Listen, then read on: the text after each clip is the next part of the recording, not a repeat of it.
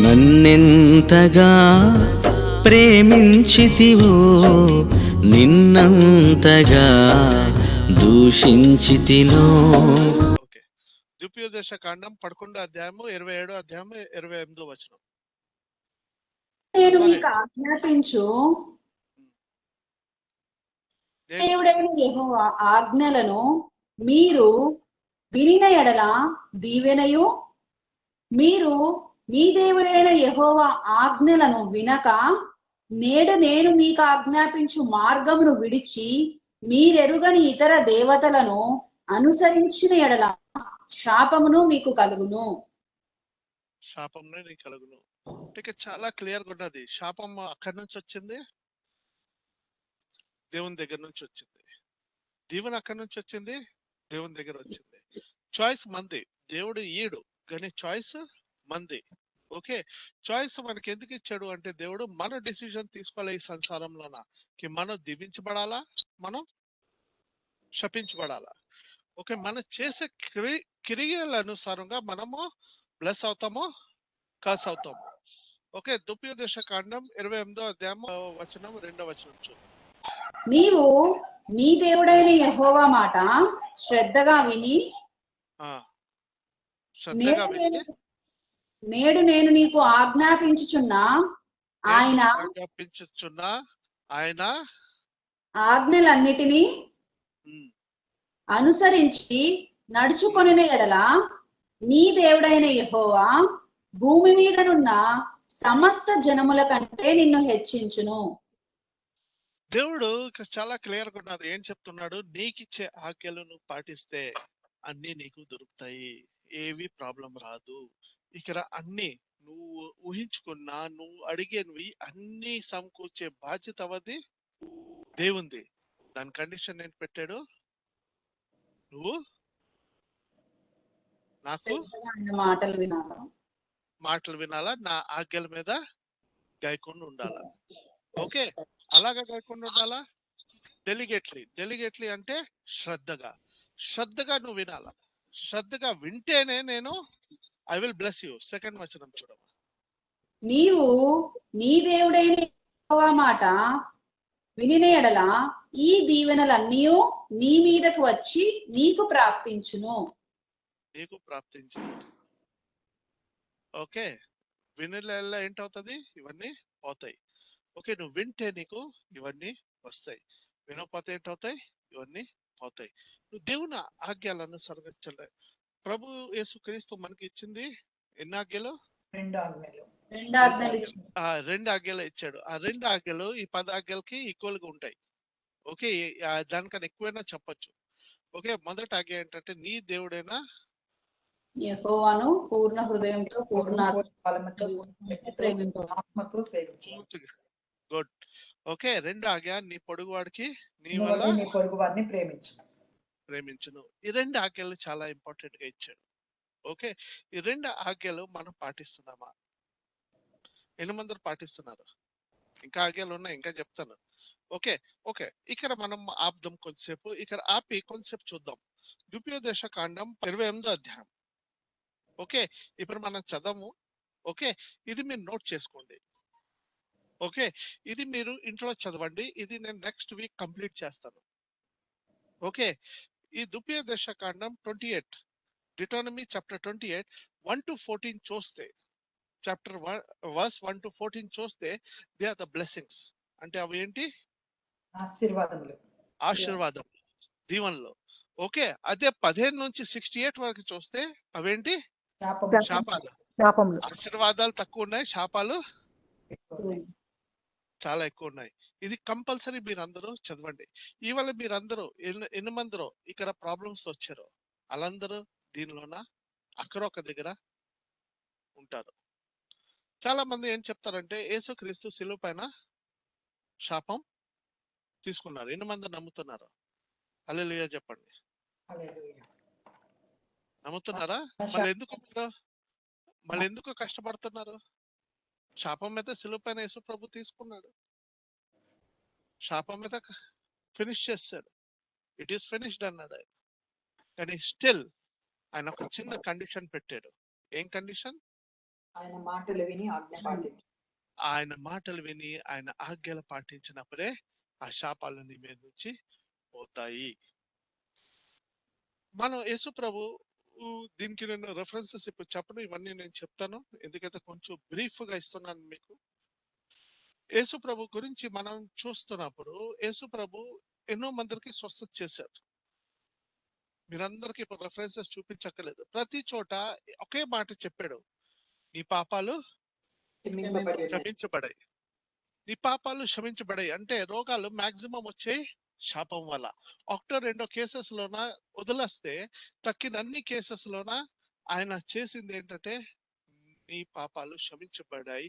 రెండో వచనం ఏం చెప్పుంటాడు అంటే అక్కడ మళ్ళీ పాపము చేయకు, మళ్ళీ పాపము చేయకు అనేసి చెప్పాడు. సోదర సోదరి, ఇవాళ మనం చూస్తున్నాం కి మనం బయటకు వస్తాం, దేవుడు ఇస్తాడు, ప్రాబ్లం నుంచి బయటికి తీసుకొని వస్తాడు, కానీ మళ్ళీ వాపస్ అదే పాపంలో వెళ్ళిపోతున్నాం. అదే మన రోజు క్రియ. చిన్న చిన్న పాపం అంటే ఏంటి? Anything which is doing against the God is sin. Okay, కొన్ని పాపాలు చూస్తాం. ఓకే, మీలో నేను ఎవరైనా పరిచర్య చేస్తున్నారా? బ్రదర్, పాండమిక్ ముందు మా ఇంట్లో ఎవ్రీ వీక్ ప్రేయర్స్ అయ్యాయి. ఐఎమ్ దీపిక. దీపిక, అవునండి. 2 years మా మీ ఇంట్లో ఇంట్లో జరిగింది చాలా మంచిది. పరిచర్య ఎవరు చేసేవారు సిస్టర్? మీరే చేసేవారా వేరే వాళ్ళు ఎవరైనా? నేనే గ్యాదర్ చేశాను బ్రదర్, చాలా బాగా జరిగింది. ఈ పాండమిక్ నేను అడిగే క్వశ్చన్ ఏంటంటే, నడిపించడం మీరు వాక్యం చెప్పారా వేరే వాళ్ళు వాక్యం చెప్పారా? లేదు బ్రదర్, నేనే బ్రదర్. మీరే అవును బ్రదర్. చేశారా లేదా? ప్రతిరోజు ఏం బ్రదర్? ప్రతిరోజు అక్కడ వచ్చే ప్రతి మనిషి గురించి ప్రార్థన చేశారా లేదా? చేశాను బ్రదర్. కొన్నిసార్లు మిస్ అయింది, పనులలో పడి ఇంట్లో ఒక్కదాన్ని అన్ని పనులు చేసుకుంటాను. సిస్టమ్ అవుతుంది. చూడండి, వాక్యం అనుసారంగా మనం నడాలా, అవునా? మొదటి సామ్యంలో 12:23 నా మట్టుకు నేను మీ నిమిత్తము ప్రార్థన చేయుట మానుట వలన యెహోవాకు విరోధముగా పాపము చేసిన వాడనగుదును. అది నాకు దూరమగును గాక, కానీ శ్రేష్టమైన చక్కని మార్గము నీకు బోధింతును. నేను నీకు ప్రార్థన చేయకపోతే నేను పాపం చేసిన. ఓకే, సో నేను ప్రార్థన చేయకపోతే ఇక్కడ సామ్యుయేలు ఏంటి? వాళ్ళందరికీ ప్రవక్త. ఆయన ప్రవక్తగా ఆయన ప్రార్థన చేయకపోతే ఏంటి? పాపం వస్తుంది. ఆయన మీద పాపం వస్తున్నది. ఓకే, ఇవాళ మీరంతా గ్రూప్ లో వస్తున్నారు. మీకు మళ్ళీ మళ్ళీ మళ్ళీ మళ్ళీ ఎందుకు చెప్తున్నాను, నాకు వాట్సాప్ లోనే మీ పేరు రిక్వెస్ట్ ఎందుకు చెప్పండి అనేసి చెప్తున్నానా? చాలా మందికి చాలా మంది పంపించడం లేదు. ఏం చేస్తారులే బ్రదర్ అనేసి. ఇది మనం ప్రార్థన చేయకపోతే అది ఏంటవుతుంది? పాపంగా మారుతుంది. నేను అందుకే కొన్ని మంది అందరూ మీ పేర్లు నోట్ చేసుకుని ఉంచాను. వాళ్ళు రిక్వెస్ట్ అయితే నాకు తెలియదు దేవా, కొన్ని మందికి తెలుసు, కొన్ని మందికి తెలీదు. ఆ రిక్వెస్ట్ ఏంటున్నదో అది ఆలకించు అని ప్రార్థన చేస్తున్నా. ఓకే, అది మీ ఇష్టం, ఎందుకంటే మీరు దేవునికి అడగటంలే, అది మీది దేవుని మధ్యలోనా. తలనొప్పి నాది కాదు. ఓకే, కానీ నేనైతే నేను చేయాలా. కొలెషన్స్ చాప్టర్ 1:9. అందుచేత ఈ సంగతి వినిన నాటి నుండి మేమును మీ నిమిత్తము ప్రార్థన చేయుట మానక, మీరు సంపూర్ణ జ్ఞానమును ఆత్మ సంబంధమైన వివేకము గలవారును ఆయన చిత్తమును పూర్ణముగా గ్రహించువారైనై ప్రతి సత్కార్యములో సఫలమగుచు దేవుని విషయమైన జ్ఞానమందు అభివృద్ధి పొందుచు అన్ని విషయాలలో ప్రభువును సంతోష పెట్టునట్లు ఆయనకు తగినట్టుగా నడుచుకొనవలననియు ఆనందముతో కూడిన పరిపూర్ణమైన ఓర్పును దీర్ఘశాంతమును కనపరచినట్లు ఆయన మహిమ శక్తిని బట్టి సంపూర్ణ బలముతో బలపరచబడవలననియు తేజోవాసులైన పరిశుద్ధుల స్వాస్థ్యములో పాలివారగుటకు మనలను పాత్రులుగా చేసిన తండ్రికి. అంటే అక్కడ ప్రార్థన గురించి చెప్పారు. 2 తిమోతి 1:3. నా ప్రార్థనను యందు ఎడతెగక నిన్ను జ్ఞాపకము చేసుకొనుచు. అంటే నేను నీకు ప్రార్థనకి జ్ఞాపకం చేసుకుంటున్నారు ప్రతిరోజు. తిమోతి. 1 తెస్సలోనియన్స్ 3:10. మేము మీ ముఖము చూచి మీ విశ్వాసములో ఉన్న లోపమును తీర్చినట్లు అనుగ్రహించమని రాత్రింబగళ్ళు అత్యధికముగా దేవుణ్ణి వేడుకొనుచుండగా. రాత్రి దినము అత్యంతగా దేవునికి ప్రార్థించుటగా. Okay, they are praying day and night. Okay, so that is the very important aspect. అంటే అది చాలా ఇంపార్టెంట్. నువ్వు పరిచర్య చేసినప్పుడు ఐదర్ నువ్వు కరెక్ట్ గా పరిచర్య చేయలేకపోతే చేయొద్దు. చేసినప్పుడు ప్రతి పర్సన్ కి నువ్వు ప్రార్థన చేసినప్పుడు ప్రతిరోజు పొద్దున్న దివారాత్రం నువ్వు ఏం చేయాలా? వాళ్ళ గురించి ప్రార్థన చేయాలా. ఓకే, పరిచర్య చేయలేనప్పుడు ఏంటవుతుంది?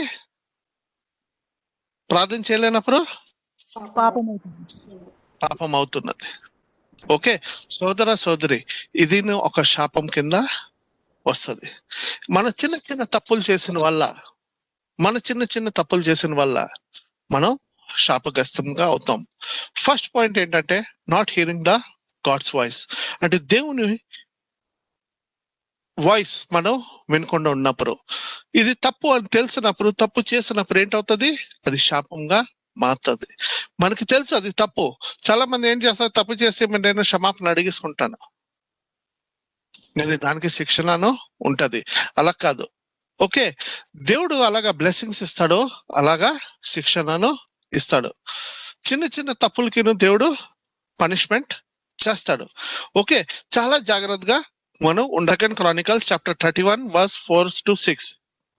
మరియు యెహోవా ధర్మశాస్త్రమును బట్టి యాజకులను లేవీయులను ధైర్యము వహించి తమ పని జరుపుకొనున్నట్లు ఎవరి భాగములను వారికి ఇయ్యవలసినది యెరూషలేములో కాపురమున్న జనులకు అతడు ఆజ్ఞాపించెను. ఆ ఆజ్ఞ వెల్లడి అగుటతో తోడునే ఇజ్రాయేలు ప్రథమ ఫలములైనను ధాన్య ద్రాక్షారసములను నూనెను తేనెను సస్య ఫలములను విస్తారముగా తీసుకొని వచ్చిరి. సమస్తమైన వాటిలో నుండి 10వ వంతులను విస్తారముగా తీసుకొని వచ్చిరి. యూదా పట్టణములలో కాపురమున్న ఇజ్రాయేలు వారును యూదా వారును ఎద్దులలోను గొర్రెలలోను 10వ వంతును తమ దేవుడైన యెహోవాకు ప్రతిష్టములైన వస్తువులలో 10వ వంతును తీసుకువచ్చి కుప్పగా కూర్చిరి. ఇక్కడ చాలా ఇంపార్టెంట్ ఏంటంటే, చాలా మంది వాళ్ళ టైప్స్ గురించి కన్ఫ్యూజ్ అవుతుంటారు. ఈ టైప్స్ చాలా ఇంపార్టెంట్. టైప్స్ ను ఫుడ్ రూపంగా ఇయ్యలేనప్పుడు అది శాపంగా మారుతుంది. ఓకే, అది నువ్వు ఈ క్యాష్ రూపంగా ఇచ్చినా నువ్వు ముందుకెళ్ళి అది ఏంటవ్వాలా? ఫుడ్ గా మార్చబడాలా. ఫుడ్ గా మార్చబడాలా. క్యాష్ గా అవ్వడానికి ఉన్నది ద్వితీయోపదేశ కాండం 14:24 లో ఉంటది. యెహోవా దీర్ఘముగా నున్నందున, అనగా యెహోవా తన నామమునకు నివాస స్థానముగా ఏర్పరచుకున్న స్థలము మిక్కిలి దూరముగా ఉన్నందున నీవు వాటిని మోయలేని ఎడల నీ దేవుడైన యెహోవా నిన్ను ఆశీర్వదించినప్పుడు వాటికి వెండికి మార్చి ఆ వెండిని చేత పట్టుకొని అక్కడి వరకు తీసుకుని వెళ్ళు. నీ దేవుడైన యెహోవా ఏర్పరచుకున్న స్థలమునకు వెళ్ళి అక్కడికి వెళ్ళి మళ్ళీ ఫుడ్ గా మార్చబడాలా. ఓకే, ఎద్దులకైనా గొర్రెలకైనా దేనికైనా చూడండి, టైప్స్ అంటే that has to be in a food రూపంగా. అది చేయలేనప్పుడును అది శాపంగా మారుతుంది. ఓకే, జనాలు ఎందుకు ఇంత కష్టపడుతున్నారు అంటే కారణం ఇదొకటి మేజర్ గా కారణం. మేజర్ గా సంఖ్యాకాండం చాప్టర్ 18 verse 26. నీవు లేవీయులతో ఇట్లనుము, నేను ఇజ్రాయేలు చేత మీకు స్వాస్థ్యముగా ఇప్పించిన దశమ భాగమును మీరు వారి యొద్ద పుచ్చుకొనున్నప్పుడు మీరు దానిలో, అనగా ఆ దశమ భాగమును యెహోవాకు ప్రతిష్టార్పణముగా చెల్లింపవలెను. ప్రతిష్టార్పంగా, దేవుని అనుసారంగా ప్రతిష్టార్పంగా మనం చెల్లించాలా. దేవుడు దేని గురించి ప్రతిష్టార్పణ చెల్లించారో దాని గురించి ముందు మనం చూస్తాం. Okay, so 2 Corinthians chapter 9 verse 7. సనుగు కొనుకయు బలవంతముగా కాకయు ప్రతి వాడును తన హృదయములో నిశ్చయించుకొనిన ప్రాకారము ఇయ్యవలెను. ఇది కొత్త నిబంధం. పాత నిబంధంలోన 10% కంపల్సరీ ఉండాలా. ఇది కొత్త నిబంధం. నువ్వు సనుక్కోవద్దు. నువ్వు ఇచ్చినప్పుడు నువ్వు పూర్తిగా హృదయంతో నువ్వు ఇచ్చినప్పుడు దానికి బ్లెస్సింగ్ రావాలి అని ఇచ్చినప్పుడు నువ్వు బ్లెస్ అవుతావు. Okay, Galatians chapter 6 verse 6 to 7. వాక్యోపదేశం పొందువాడు ఉపదేశించువానికి మంచి పదార్థములన్నిటిలో భాగం ఇయ్యవలను. మోసపోకుడి, చదువమ్మా. ఎక్కిరింపబడడు, మనుష్యుడు ఏమి విత్తునో ఆ పంటనే కోయును. అక్కడ విత్తాలని అక్కడ క్లియర్ గా రాసున్నది. ఓకే, చాలా క్లియర్ గా రాసున్నది, కానీ దానికి మీరు జాగ్రత్తగా యూజ్ చేసుకునే బాధ్యత. ఇప్పుడు చాలా మంది అంటారు కి ప్రీస్టుడ్ గురించి, అది నేను చెప్తాను. ప్రీస్టుడ్ కంపల్సరీ అందరివి ప్రీస్టుడే, మనం అందరివి యూజ్ చేసుకోవచ్చు. అది అలాగే యూజ్ చేసుకోవాలా, ఏం చేయాలా, నేను దానికి మళ్ళీ చెప్తాను. రీజన్స్ ఫర్ కర్సెస్ అంటే ఈ శాపాలు ఎందుకు వస్తాయి, కొన్ని మాటలు చూద్దాం. ఈ శాపాలు ఎందుకు వస్తాయి? ఫస్ట్ శాపం ఎందుకు వస్తాయి అంటే హ్యావింగ్ ఏ ఫాల్స్ గాడ్. ఒక తప్పు దేవుడు, మన దేవుడికి వదిలేసి వేరే దేవుడు ఏది ఉన్నా దేవుడు ఒప్పుకోడు. ఎక్సోడస్ 20:3-4. నేను తప్ప వేరొక దేవుడు నీకు ఉండకూడదు. పైన ఆకాశం అందే గాని,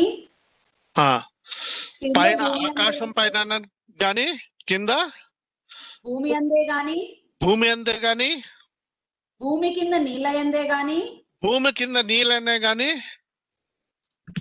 దేని రూపమునైనను విగ్రహమునైనను నీవు ఏ రూపంగానైనాను విగ్రహం కన్నా నువ్వు చేయకోరు. ఈవెన్ సిలువ కొన్ని నువ్వు చేసుకోకోరు. ఏ విగ్రహమైనాను వాటికి సాగిలపడకూడదు, వాటిని పూజింపకూడదు. వాళ్ళకి సాగిలు పడుకోరు, వాళ్ళకి పూజింపుకోరు. ఇది చాలా క్లియర్ గా ఉన్నది. కానీ ఈ వాళ్ళను మన క్రైస్తవులు ఏం చేస్తున్నాం? మీరు ఆలోచించుకోండి, మీ లైఫ్ లోనే ఏం విగ్రహం ఉన్నదో. ద్వితీయోపదేశ కాండం 27:15. యెహోవాకు హేయముగా శిల్పి చేతులతో మలచిన విగ్రహమునే గాని, పోత విగ్రహమునే గాని చేసి చాటున ఉంచువాడు శాపగ్రస్తుడని ఎలుగెత్తి ఇజ్రాయెల్ అందరితోనూ చెప్పగా. ఓకే, నువ్వు ఎంత దాసుంచినా అదేంటవుతుంది? ఒక ఎగ్జాంపుల్ చెప్తాను. ఒక అమ్మాయి క్రైస్తవుగా మారిన తర్వాత దేవుడు ఆమె అన్ని విగ్రహాలు తీసారో అంతా అయిపోయింది. చేసినప్పుడు దాని మీద విగ్రహం కనిపించింది. ఇదేంటి దేవా అని నేను అడిగాను. ఇదేం చేస్తున్నది? ఏ విగ్రహం లేదు అన్నా, ఒక్క విగ్రహం లేదు మా ఇంట్లోన, నిజంగా లేదు. నేను ఏ టెంపుల్కి వెళ్ళను, ఒట్టి చర్చ్కి వెళ్తాను, కానీ ఆమె మీద విగ్రహం నాకు కనిపిస్తున్నది. ఎందుకు అనుకుంటారు?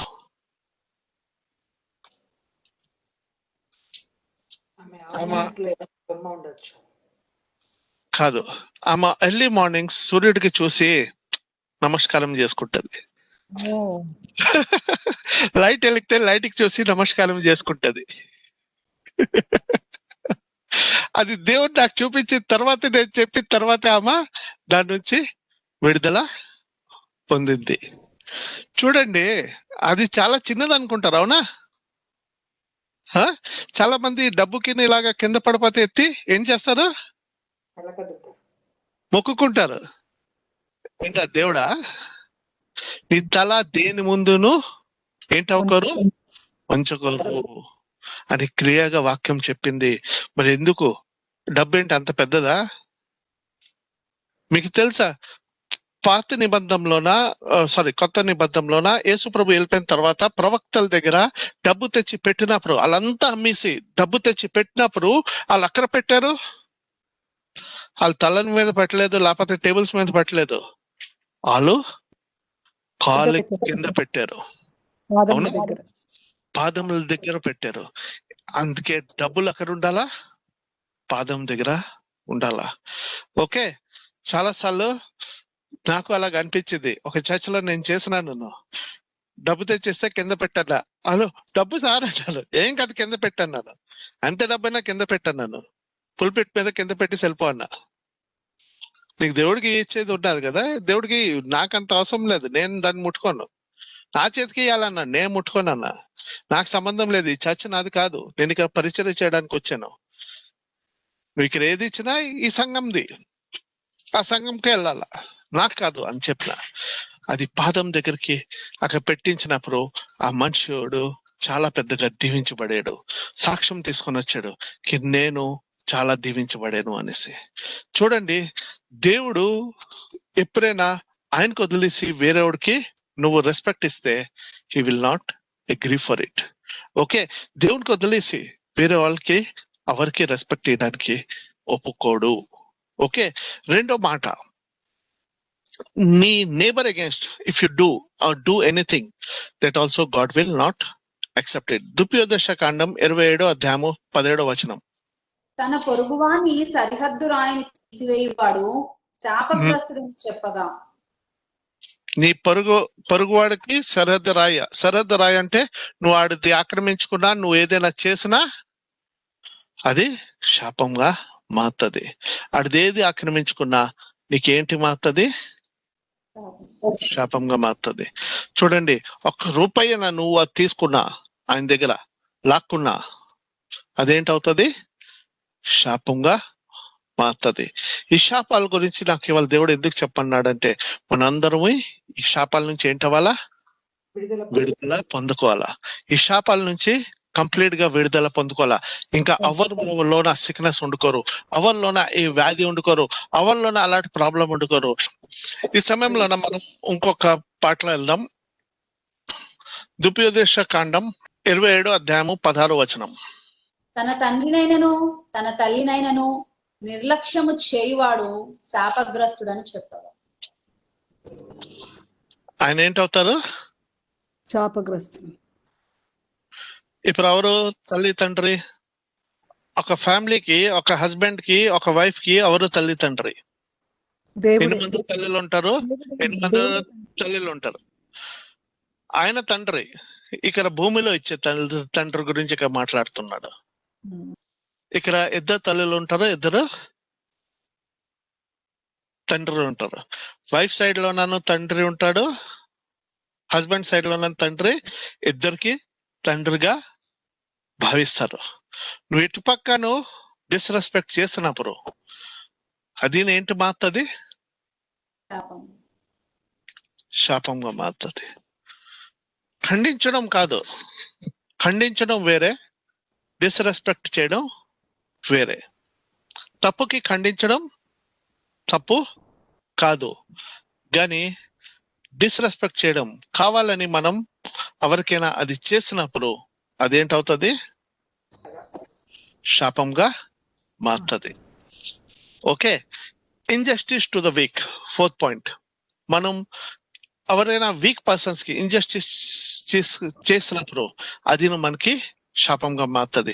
ద్వితీయోపదేశ కాండం 27:18-19. గ్రుడ్డివాని త్రోవను తప్పించువాడు శాపగ్రస్తుడని చెప్పగా ప్రజలందరూ ఆమేన్ అనవలను. పరదేశిని గాని, తండ్రి లేని వానినే గాని, విధవరాలికే గాని న్యాయము తప్పి తీర్పు తీర్చువాడు శాపగ్రస్తుడు. న్యాయం తప్పి తీర్పు తీర్చువాడు ఏంటవుతాడు? శాపంగా మారుతుంది. సోదర సోదరి, చాలా గుర్తుంచుకోండి. ఫాదర్లెస్ అంటే అనాథలు, okay, widows, okay, or the strangers, okay, అలాంటి వాళ్ళ మీద మనం తీర్పు తీర్చుకోరు. నువ్వు తీర్పు తీర్చినప్పుడు నువ్వు చాలా 200% షూర్ గా ఉండారా. ఓకే, ఎవరో మాటలు చెప్పిన దాని మీద ఎలకోరు. ఓకే, చాలా మంది చాలా మాటలు చెప్తారు, నేను దేవుని దగ్గర కనిపెడతాను, దేవుని దగ్గర కనిపెట్టిన తర్వాతే మాట్లాడతాను. సమయం తీసుకో, ఏం కాదు, నాకు ఇప్పుడు అర్థం కావట్లేదు, నాకు కొంచెం సమయం కావాలా, తీసుకో, ఏం కాదు, దేవుడు నీకు ఆస్వాదిస్తాడు.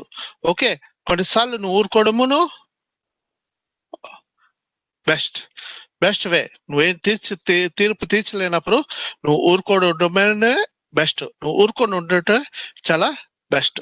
ఓకే, 5th, ద్వితీయోపదేశ కాండం 20:21. తన తండ్రి భార్యతో శయనించువాడు తన తండ్రి కోకను విప్పినవాడు కనుక వాడు శాపగ్రస్తుడు. ఇంకా ముందుకమ్మా.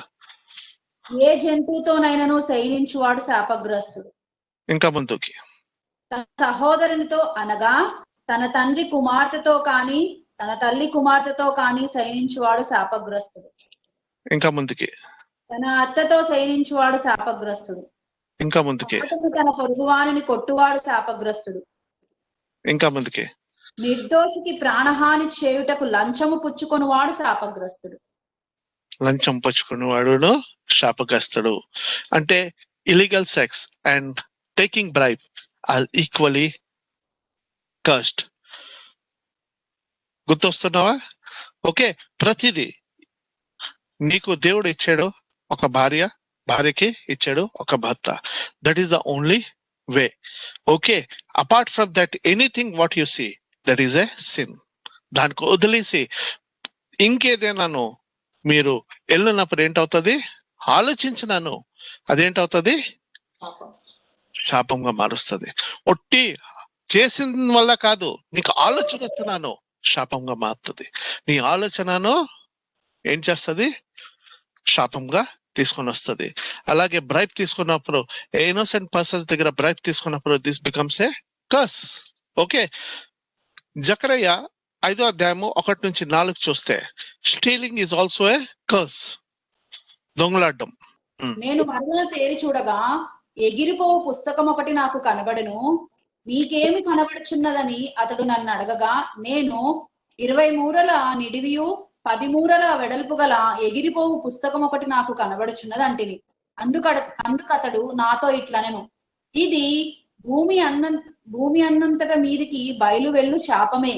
దానికి ఒక ప్రక్కను వ్రాసి ఉన్న దానిని బట్టి దొంగలింటి వారందరూ కొట్టివేయబడుదురు. రెండవ ప్రక్కన ఒక్క నిమిషం, దొంగలింటి వారందరూ కొట్టివేయబడుదురు. అర్థమైందా? ఓకే, ఆ ముందుకు చదువు. రెండవ ప్రక్కన వ్రాసి ఉన్న దానిని బట్టి అప్రమాణికులు అందరూ కొట్టివేయబడదు. అందరివి. ఇంకా ఇదే సైన్యములకు అధిపతి యెహోవా వాక్కు. అంటే దొంగలను కొట్టివేయబడతారు, ఇంకా దానికి దొంగలిచ్చిన వాళ్ళను కొట్టివేయబడతారు. నేను దాన్ని బయలుదేరి చేయుచున్నాను. అది దొంగల ఇండ్లలోను నా నామమును బట్టి అబద్ధ ప్రమాణము చేయువారి ఇండ్లలోను ప్రవేశించి, నామం పైన అబద్ధ ప్రమాణం. ఇక్కడే వర్డ్ చూడండి, ఇందులోనే ఉన్నది ప్రమాణం. చాలా మంది గాడ్స్ వేరు, ఇది వేరు అని చేస్తుంటారు. ఓకే, నేను తప్పు చెప్పడం లేదు. దేవుని మీద ఒట్టు, బైబిల్ మీద ఒట్టులు అబద్ధ ప్రమాణములు. Okay, that is also brings a curse. చదవమ్మా.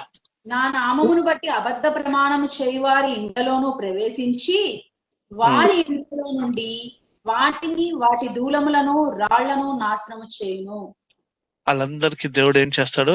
నాశనం చేస్తాడు. సోదర సోదరి, గుర్తుంచుకోండి, దొంగలాడడం, అబద్ధం సాక్ష్యం చెప్పడం, తప్పు ప్రామిసులు చేయడం, ఇవి వదిలేయండి. ఇది ఒక శాపంకి మూల. ఓకే, మలాకి 3:9 ఈ జనులందరూ నా యొద్ద దొంగలించుతూనే ఉన్నారు, వీరు శాపగ్రస్తులై ఉన్నారు.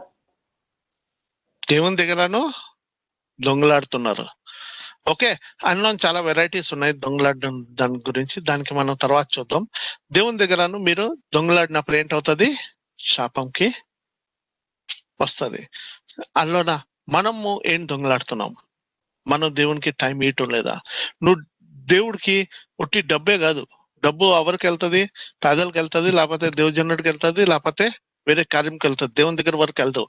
దేవుని దగ్గరికి వెళ్ళేది ఏంటంటే నీ సమయము, నీతో ఉండే ఫెలోషిప్. నువ్వు ఆ ఫెలోషిప్ దేవునితోనే చేస్తున్నావా? అది నువ్వు దొంగలాడుతున్నావా సోదర సోదరి? అది నువ్వు దొంగలాడినప్పుడు నువ్వేం చేస్తావు? కోల్పోతావు. ఒక శాపం తీసుకొని వస్తున్నావు, అది నువ్వు కోల్పోద్దు. నువ్వు ఎన్నిసార్లు ప్రార్థన చేసుకోవాలా? దివారాత్రం 3 సార్లు. ఓకే, ఎన్ని స్థానాల్లో నువ్వు స్తుతి చేయాలా? 7 సార్లు. Okay, 7 times. కీర్తనలో ఉన్నది 7 times you have to praise him. ప్రార్థన 3 పూటలు చేయాలన్నాడు, పొద్దున, మధ్యాహ్నం, సాయంత్రం. ఓకే, నువ్వు ఎంత సమయం దేవునికి ఇస్తున్నావు? దాని గురించి నువ్వు ఆలోచించుకో సోదర సోదరి. ఓకే, 9ది ప్రివెంటింగ్ గాస్పల్. ఓకే, గలతీ 1:8-9. మేము మీకు సువార్త కాక మరి ఒక సువార్తను మేమేమైనా పరలోకము నుండి వచ్చిన యొక్క దూత అయినను మీకు ప్రకటించిన ఎడల అతడు శాపగ్రస్తురవును గాక. ఓకే, ఇక్కడ చాలా క్లియర్ గా ఉన్నది. దేవుడిచ్చే గాస్పల్ కి వదిలేసి వేరే గాస్పల్ కి ఎవరైనా ప్రీచ్ చేసినప్పుడు అదేంటవుతుంది? శాపంగా మారుతుంది. ఓకే, అది చాలా ఇంపార్టెంట్. ఓకే, సో అది ఏం చేస్తుంది? డిస్ట్రక్షన్ తీసుకొని వస్తుంది. 10th, depending upon the flesh అంటే శరీరం పైన ఆధారపడడం. జర్మియా 17:5. యెహోవా ఇలాగు సెలవిచ్చుచున్నాడు, నరులను ఆశ్రయించి శరీరులను తనకు ఆధారముగా చేసుకొనుచు తన హృదయమును యెహోవా మీద నుండి తొలగించుకొని వాడు శాపగ్రస్తుడు. Okay, the strong man who trust on his own relies and makes weakness in his flesh and arm, in his mind. Hour వాళ్ళ బుద్ధి గురించి ఆలోచిస్తారు, ఆయన అనుసారంగా ఆలోచిస్తున్నారో ఆయనను ఏంటవుతాడు? శాపంగా మారుతారు. Genesis chapter 12:3. నిన్ను ఆశీర్వదించిన వారిని ఆశీర్వదించదను, నిన్ను దూషించు వారిని శపించదను. దేవుడు ఏం చేస్తాడు? నీకు ఆశీర్వదించిన వాడికి ఏం చేస్తాడు? నీకు ఆశీర్వదిస్తాడు. నీకు శపించిన వాడు శపించబడతాడు. అందుకే నేను అందరికి ఒకటే మాట చెప్తాను, అందరికి ఏం చేయండి? ఆశీర్వదించండి. Genesis chapter 28:3. సర్వశక్తి గల దేవుడు నిన్ను ఆశీర్వదించి నీవు అనేక జనమగునట్లు నీకు సంతానాభివృద్ధి కలగచేసి నిన్ను విస్తరింపచేసి నీవు పరవాసివైన దేశమును అనగా దేవుడు అబ్రహామునకు ఇచ్చిన దేశమును నీకు స్వాస్థ్యముగా చేసుకున్నట్లు. ఓకే, 14వ చదువు దాని తర్వాతే. నీ సంతానము భూమి మీద లెక్కకు ఇసుక రేణువుల వలగును, నీవు పడమరి తట్టును, తూర్పు తట్టును, ఉత్తరపు తట్టును, దక్షిణపు తట్టును వ్యాపించదవు. భూమి యొక్క వంశములన్నీ నీ మూలముగాను నీ సంతానము మూలముగాను ఆశీర్వదింపబడును. ఇక్కడ మనం ఏం చూస్తున్నామంటే కంపల్సరీగా దేవుడే ఆశీర్వదిస్తాడు. కంపల్సరీ దేవుడు అనుసారంగా ఎల్లప్పుడూ నాట్ ఓన్లీ యూ అంటే నువ్వే కాదు, నీ పిల్లలను ఏంటవుతాడు? ఆశీర్వదింపబడతారు. నువ్వు కరెక్ట్ గా దేవుళ్ళలోనే నిలబడుతున్నావా? నువ్వు దేవుళ్ళలోనే కరెక్ట్ గా నడుస్తున్నావా? దేవుళ్ళలో కరెక్ట్ గా నడిచినప్పుడు నువ్వు దేవుడు ఆశీర్వదిస్తాడు. ఓకే, లాస్ట్ పాయింట్ ఇక్కడ ఏంటున్నదంటే నాట్ టైథింగ్. ఓకే, అవర్ టైత్స్ చేయరు, అది ఒక కైండ్ ఆఫ్ శాపం. మలాకి 3:8-9. మానవుడు దేవుని యొద్ద దొంగిలినా అయితే మీరు నా యొద్ద దొంగిలితిరి. దేని విషయంలో మేము నీ యొద్ద దొంగిలింతుమని మీరందరూ 10వ భాగమును ప్రతిష్టార్పణములు ఇయ్యక దొంగలింతిరి. ఓకే, ఇది దొంగలాడ్డమును ఏంటవుతుంది?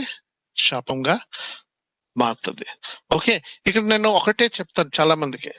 ఓకే, మీరు 10వ వంతు ఇవ్వాలని అక్కడ రాయలేదు, అది పాత నిబంధన. నీకు ఎంత ఇష్టమో అంతే ఇయ్యు, అదే మొదటి భాగం గీయు. ఓకే, ఆ అమౌంటే నువ్వు టైత్ గా ఇయ్యు, ఆ అమౌంటే బ్లెస్సింగ్ గా ఇయ్యు, అన్ని కలిపేసి అదే ఇయ్యు. దేవుడు నీ హృదయం చూస్తాడు కానీ నీ డబ్బు చూడదు. అది 1 ఆనా ఉన్నా, 100 ఆనా ఉన్నా, 1,00,000 రూపాయలు ఉన్నా, 10 రూపాయలు ఉన్నా, 1 రూపాయి ఉన్నా, దేవుడికి అది సంబంధం లేదు.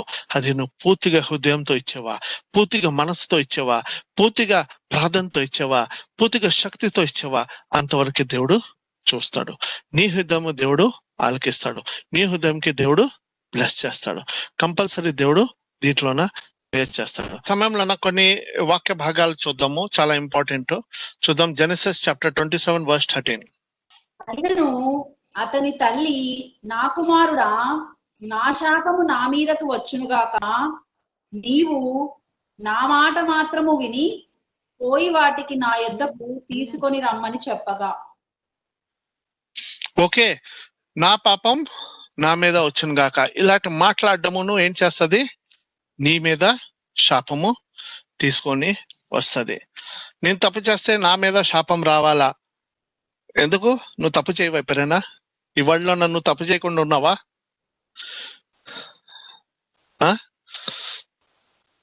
మనం మాట్లాడేది చాలా జాగ్రత్తగా మాట్లాడాల. ఇప్పుడే ఉషా గారు చెప్తుండాల, మన పాట పాడేది సెలెక్ట్ చేసేది శాపంగా తెచ్చుకోకోరు. మన ప్రతి మాట పలికే ప్రతి మాట మనకి బ్లెస్సింగ్ గా పలకాల, కానీ శాపంగా పలక్కోరు. చాలా మంది పిల్లలకి ఏంటి తిడతారా? ఎన్ని మంది గాడిదాన్ని తిడతారు చెప్పండి చేయలెత్తి.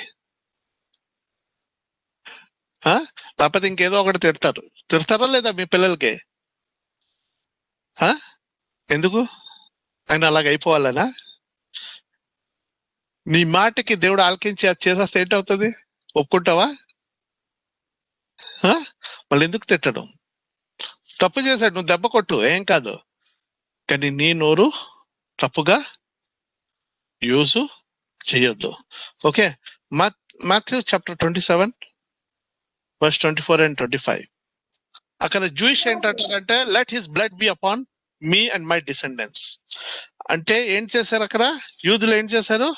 ఆ శాపం, దేవుడికి సిలువ వేసిన శాపము ఏం చేసుకున్నారు? ఆయన పిల్లల మీద తీసుకొని వచ్చారు. చూడండి, అలాంటి పలికే శాపము చాలా మందికి నేను చూసాను. దెబ్బలాట్ల మీద, కోపం మీద, నేను నీకు ఏదైనా తప్పు చేస్తే నా శాపం నా మీద, నా పిల్లల మీద వస్తుంది అన్నట్టుగాను పలుకుతుంటాం. ఎందుకు?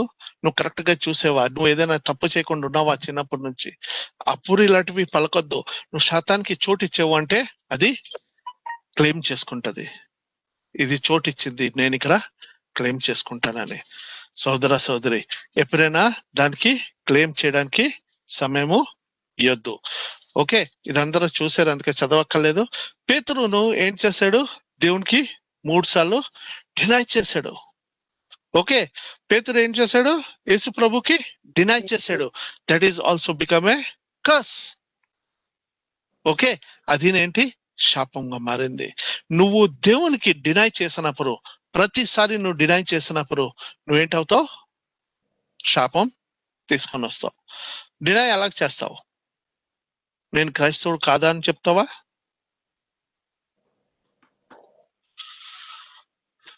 కాదు. నువ్వు ప్రతి టెంపుల్కి వెళ్ళినప్పుడు నువ్వు డినై చేసినట్టుగా, ఈ దేవుడు కాదు, ఈ దేవుడికి నేను నమ్ముతున్నాను. నువ్వు ఆయన ప్రసాదం తిన్నప్పుడు, వేరే దేవుడికి ప్రసాదం తిన్నప్పుడు, వేరే దేవుడికి పెట్టింది బలి తిన్నప్పుడు నువ్వేం చేస్తున్నావు? డినై చేస్తున్నావు. సోదర సోదరి, చాలా ఇంపార్టెంట్. ఇవన్నిటి నుంచి మనం బయటికి రావాలా. ప్రతిదీ మనం ఏం చేయాలా? దేవుని ఆశీర్వాదం, దేవుని ప్రార్థనతోనే మనం ముందుకి వెళ్ళాలా. Exodus chapter 23 verse 22. నీవు వారితోనైనను వారి దేవతలతోనైనను నిబంధన చేసుకొనవద్దు. నీవు వారి దేవతలను సేవించడలా అది నీకు ఉరియగును గాక. అదేంటవుతుంది? ఉరు అంటే it will become a curse and it will kill you. Okay, నువ్వు ఎలాంటి ఒప్పందం చేసుకోవద్దు. చాలా మంది అంటారు, ఒకళ్ళు నాకేదో మొన్న ఒక పర్సన్ ఏదో చెప్పాడు, బ్రదర్ నాకు వీసా కావాలా అన్నాడు. ఓకే అన్న, ప్రార్థన చేద్దాంలే అన్నాను. ఓకే, ఇక్కడ ఒక టెంపుల్ ఉన్నది, అక్కడ వెళ్ళేసి రావాలా అన్నాడు. అక్కడ వెళ్తే పాస్పోర్ట్ వస్తుంది, వీసా వస్తుంది. అంటే నువ్వు ఐదర్ ఇక్కడైనా ఉండు, లేకపోతే అక్కడైనా ఉండు అన్నాను. నువ్వు అక్కడ వెళ్ళావంటే ఇక్కడ రాదు, ఇక్కడ వెళ్ళావంటే అక్కడ అవసరం లేదు. ఏదైనా ఒక్క దగ్గర ఉండి చెయ్యి. ఓకే, ఏంటవుతుందో మొత్తానికి ఆయనకి రాలేదు. ఆయన ఫ్రెండ్ కి మళ్ళీ వచ్చింది. ఆయన ఫ్రెండ్ ఒకటి లాస్ట్ మూమెంట్ కి ఆయన డ్రాప్ అయిపోయాడు. ఆయనే చెప్పాడు, ఈయనకి ఆయనే ఎక్కించి ఆయనే చెప్పాడు ఈ టెంపుల్కి వెళ్తే వస్తుందని. ఆయనకి పంపించి ఈయన ఏం చేశాడు? డ్రాప్ అయిపోయి ప్రార్థనలోన డిపెండ్ అవ్వాడు. ప్రార్థనలోన డిపెండ్ అయిన వాళ్ళు అన్ని దొరుకుతాయి. 2 కొరింథియన్స్ 6:14 నుంచి చూడమ్మా. మీరు అవిశ్వాసులతో జోడుగా ఉండకుడి. నీతికి దుర్నీతితో ఏమి సాంగత్యము? వెలుగునకు చీకటితో ఏమి పొత్తు? క్రీస్తునకు బలియాలతో ఏమి సంబంధము? అవిశ్వాసితో విశ్వాసికి పాలెక్కడిది? దేవుని ఆలయమునకు విగ్రహములతో ఏమి పొందిక? మనము జీవము గల దేవుని ఆలయమై ఉన్నాము. మనం ఎవరి ఆలయమై ఉన్నాము? జీవన్ గలే దేవుడు అనే ఆలయం ఉన్నది. నీలో ఉండే ఇవాళ ఏ విగ్రహం ఉన్నా అది నువ్వు తీసి. ఓకే, చదువమ్మా. అందుకు దేవుడు ఇలాగ సెలవిచ్చుచున్నాడు. Not touch what is unclean అనేసి లేదు అక్కడ. 18 చదువు. నేను వారిలో నివసించి సంచరింతును, నేను వారి దేవుడనై ఉందును, వారు నా ప్రజలై ఉందురు. కావున మీరు వారి మధ్య నుండి బయలువెడలి ప్రత్యేకముగా ఉండుడి, అపవిత్రమైన దానిని ముట్టకుడి, ప్రభువు చెప్పుచున్నాడు. మరియు నేను మిమ్మల్ని చేర్చుకొందును, మీకు తండ్రినై ఉందును, మీరు నాకు కుమారులను కుమార్తెలయందురని సర్వశక్తి గల ప్రభువు చెప్పుచున్నాడు. అవికి ముట్టొద్దును చెప్తున్నాడు దేవుడు. సోదర సోదరి, ఓకే, చాలా సార్లు మనకు తెలియక విగ్రహాలకి మనం ముట్టుతాం. అవి ముట్టుకోరును. ఓకే, దాని జోలికి మనం వెళ్ళకోరు. వాటికి మనం దూరంగా పెట్టడమే చాలా మంచిది. మనం తీసుకొని రాకరు. Okay, try to avoid every kind of idols in your house. Okay, ప్రతి ఐడల్స్ కి మీ ఇంటి నుంచి దూరంగా ఉండడానికి ట్రై చేయండి. ఎప్పుడైనా గుర్తుంచుకోండి, కొన్ని ఐడల్స్ లో ఉన్న శక్తి ఉంటది, కొన్ని ఐడల్స్ లో ఉన్న శక్తి ఉండదు. ఎందుకు ఆ శక్తి ఉంటది అంటారంటే, ఏదైనా ప్రార్థన చేసినప్పుడు, ఏదైనా మనం ప్రార్థించినప్పుడు దానిలోన ఏంటవుతుంది, శక్తి వస్తూనే ఉంటది, దాంట్లో శక్తి పెరుగుతుంది. ఏదైనాను ప్రతి ప్రార్థనలోన శక్తి ఉంటది. ఆ ప్రార్థనను దేవునికి చేసిన, ఆ ప్రార్థనను దయ్యానికి చేసిన, దేవుని శక్తి ఏం చేస్తుంది, నీకు చేస్తాడు. దయ్యం శక్తి ఏం చేస్తుంది, నీకు శాపం తీసుకొని వస్తుంది. అది గుర్తుంచుకో సోదర సోదరి. అలాంటివి నువ్వు దయ్యాల శక్తి ఇంకా విగ్రహాలు నువ్వు ఎంత దూరం ఉంచుకుంటే అది నీకు బ్లెస్సింగ్ గా మారుతుంది. Okay, numbers chapter 26 చదువమ్మా. 11th verse. నీవు దయచేసి వచ్చి నా నిమిత్తము ఈ జనమును శపించుము, వారు నాకంటే బలవంతులు, వారిని హతము చేయుటకు నేను బలమొందదునేమో, అప్పుడు నేను ఈ దేశములో నుండి వారిని తోలివేయుదును. ఏలయనగా నీవు దీవించువాడు దీవింపబడుననియు, శపించువాడు శపింపబడుననియు నేను ఎరుగుదును. అంటే నువ్వు దీవించబడు ఏంటవుతాడు, దీవించబడతాడు. నువ్వు శపించేవాడు శపించబడతాడు. ఓకే, అది గుర్తుంచుకోండి. 1 సామ్యుయేలు 17వ అధ్యాయము 43వ వచనం. ఫిలిష్తీయుడు కర్ర తీసుకొని, నీవు నా మీదకు వచ్చుచున్నావే, నేను కుక్కనా అని దావీదుతో చెప్పి తన దేవతల పేరుట దావీదును శపించెను. వాళ్ళు దావీదుకి శపించాడు. అక్కడ దావీదుకి శపించినప్పుడు దావీదు వాళ్ళకి శపించాడా? దాని ముందు చదువుతున్నా, దావీదు ఒట్టి యాక్షన్ చేశాడు. చూడండి, ఎవరైనా శపించినప్పుడు మనం ఏం చేస్తాం, రిటర్న్ శపిస్తాం. అక్కడ దావీదు చేశాడా? చేయలేదు. అటాక్ చేశాడు కానీ శపించలేదు. గుర్తుంచుకోండి. ఓకే, ఎవరికైనా శపించొద్దు. మీరు అటాక్ చేసినా, బ్లెస్ చేసినా, ఏది చేసినా కానీ మీరు ఎప్పుడు బ్లెస్ చేయండి. మీకు శపించినప్పుడు మీరేం చేయాలా, వాళ్ళకి బ్లెస్ చేయాలా. ఓకే, ఈ సమయంలోన మనము అందరివి దేవుని దగ్గరికి కొంతసేపు వద్దాం. కొంతసేపు వచ్చి ఈ శాపాల గురించి మనం చూసాము, ఇంకా శాపాలు ఉన్నాయి. దీనికి నెమ్మదిగా నేను తీసుకొని వెళ్తాను. ఇవాళకి ఇంతవరకు చాలు. ఓకే, ఇవాళ చెప్పే శాపాలకి మీకు అర్థం అవుంటది. ఈ శాపాల నుంచి బయటికి రావాలి అంటే మీరు ఏం చేయాలా, ఈ శాపాల నుంచి మీరు ముందుకు వెళ్ళాలి అంటే ఏం చేయాలా గుర్తుంచుకోండి సోదర సోదరి. ఈ శాపాలు ఏం చేస్తాయి, మీకు